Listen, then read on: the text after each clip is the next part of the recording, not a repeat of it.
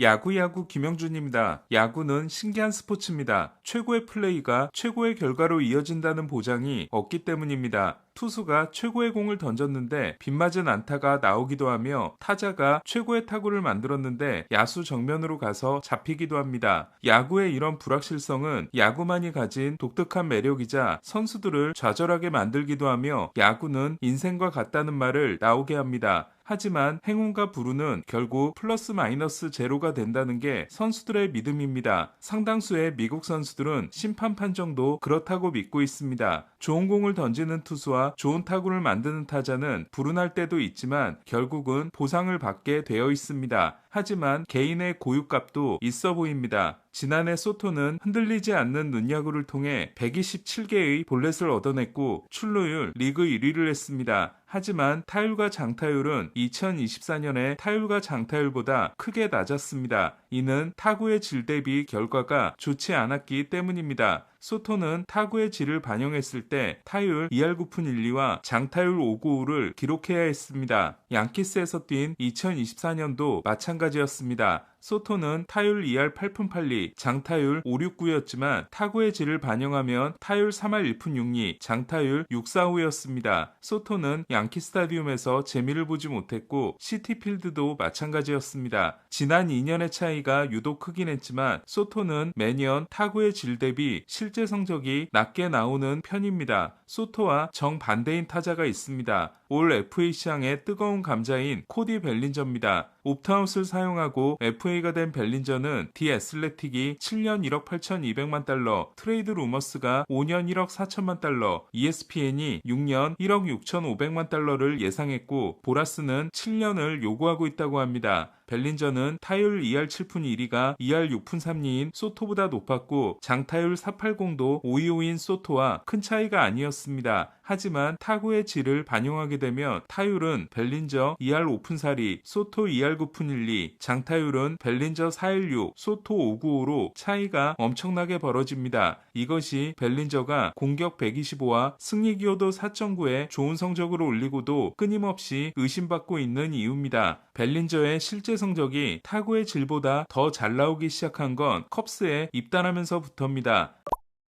당시 벨린저는 다저스가 논텐더를 내 자유의 몸이 됩니다. 입단 제안을 한 팀은 로키스, 자이언츠, 컵스였습니다. 벨린저는 나를 가장 잘하는 곳에서 뛰고 싶다며 컵스를 선택합니다. 다저스 마이너 시절의 코치가 컵스의 타격 코치였기 때문입니다. 다저스는 벨린저가 무너진 이후 끊임없이 타격 폼을 바꾸도록 했고 벨린저는 불만을 표현한 적도 있었습니다. 하지만 컵스는 벨린저의 부진이 타격 폼보다는 신체 능력의 저하라고 판단해 코어와 하체 훈련에 집중하도록 합니다. 벌크업을 하고 온 벨린저는 성공적인 시즌을 만듭니다. 컵스 유니폼을 입은 벨린저는 타격 스타일도 달라져 있었습니다. 다저스 시절에는 공을 쪼개버리기라도 하려는 듯 풀스윙 일변도였다면 컵스 입단으로는 과거의 벨린저와 현재의 RS 같은 스윙을 섞어서 하기 시작합니다. 저는 이때부터 벨린저가 보여준 모습은 트레이 터너와 매우 가깝다고 생각합니다. 지난해 통산 두 번째 타격왕에 오르고 공격 125와 승리 기여도 6.7을 기록한 터너는 타구의 질은 매년 하위권이지만 공격 성적은 최상위권입니다. 힘있게 당겨서 만드는 안타와 컨택으로 만든 스윗스팟 단타가 조화되어 있기 때문입니다. 게다가 상위 1%의 스피드를 자랑하다 보니 발로 만든 안타도 많습니다. 벨린저는 터너만큼 빠르진 않지만 스피드가 평균 이상이고 볼산비가 크게 좋아진 데다 반대편으로 짧게 풀사이드로 깊게 치는 하이브리드 타자가 됐습니다. 그런 타자가 된 후 가장 달라진 부분은 좌완 대처 능력입니다. 벨린저는 다저스 시절 상대 OPS가 우완 855, 좌완 743이었습니다. 마지막 3년에 좌완 상대 OPS는 548로 심각한 좌상바였습니다. 하지만 지난 3년은 좌완 상대 917로 우완 상대보다 좋았고 같은 기간 좌완 상대 좌타자 중 2위를 차지했습니다. 지난 3년간 좌타자의 좌한 상대 OPS는 1위 요르단 알바레스, 2위 코디 벨린저, 3위 오타니, 4위 슈아버, 5위가 프리먼과 터커였습니다. 벨린저는 110마일 타구의 발사각이 50도거나 1도면 의미가 없다. 좋은 각도를 만드는 게 중요하다. 항상 A급 스윙을 보여주는 것보다 B급이나 C급 스윙이 더 효과적일 때도 있다는 인터뷰를 한 적이 있습니다. 실제로 벨린저는 배트 스피드가 아니라 배트 컨트롤로 만드는 안타를 양산하고 있고 존의 모든 구역을 커버하고 있습니다. 또한 어레베트로 바꾸고 나서 다저스 시절에도 친 적이 없는 451피트 홈런을 날렸습니다. 벨린저는 어레베트의 무게 배분이 더 편하게 느껴지고 무거운 곳이 손에서 더 가까워 가벼운 느낌이 든다고 했습니다. 여기까지만 보면 벨린저는 자신에게 맞는 타격 방식을 찾아냈고 정 컵스 감독인 데이빗 로스가 벨린저는 아름답게 늙어갈 것이라고 한 말이 어느 정도는 맞아 보입니다.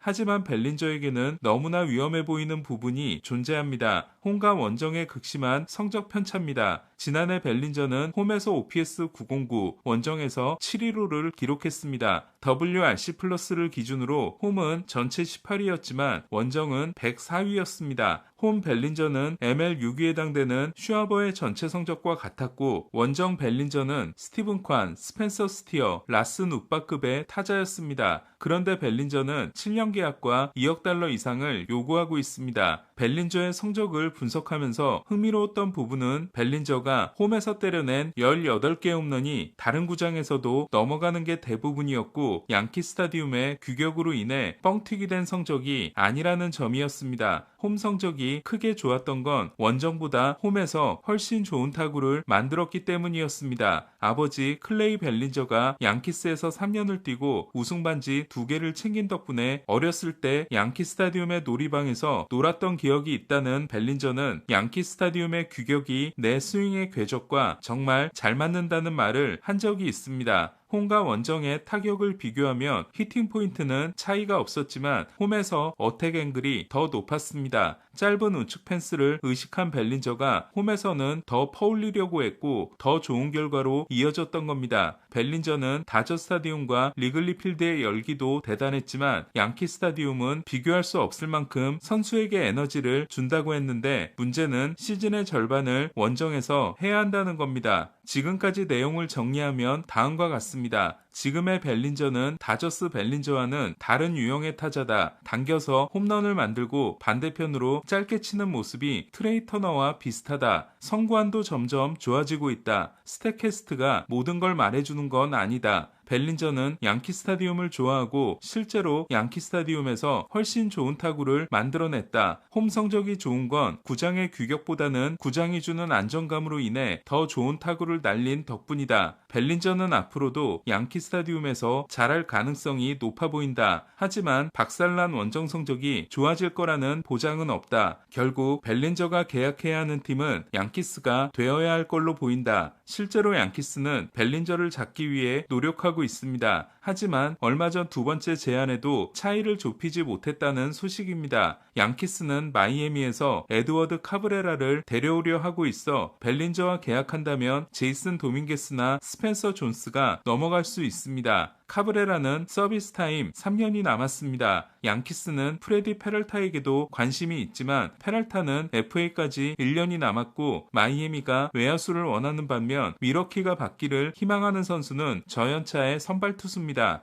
컵스도 벨린저와 재결합을 위해 보라스와 대화했다는 소식이지만 짠돌이가 된 컵스가 벨린저를 다시 데려갈 가능성은 높지 않다는 게 현지 분위기입니다. 이마이는 WBC 불참을 선언했습니다. NPB는 25세 미만 선수가 국제계약 유망주에 포함되지 않고 정상적인 이적료를 받을 수 있게 포스팅 개정을 원하고 있다고 합니다. 그렇게 되면 사사키 같은 사례는 나오지 않게 됩니다. 오늘 소식은 여기까지입니다. 야구야구 김영준이었습니다.